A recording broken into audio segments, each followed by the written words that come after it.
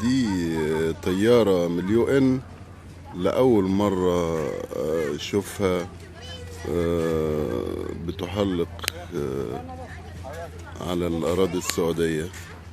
الطيارة دي جاية من جزيرة تيران وماشية بمحاذاة الشواطئ السعودية. هل ده نوع من ترتيبات الأمن الجديدة على جزيرة تيران؟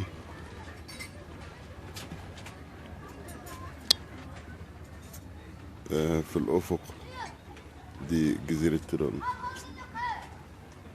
ودي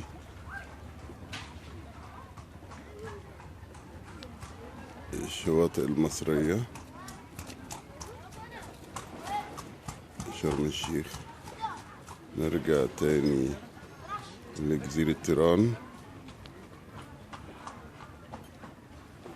وجزيرة صنافير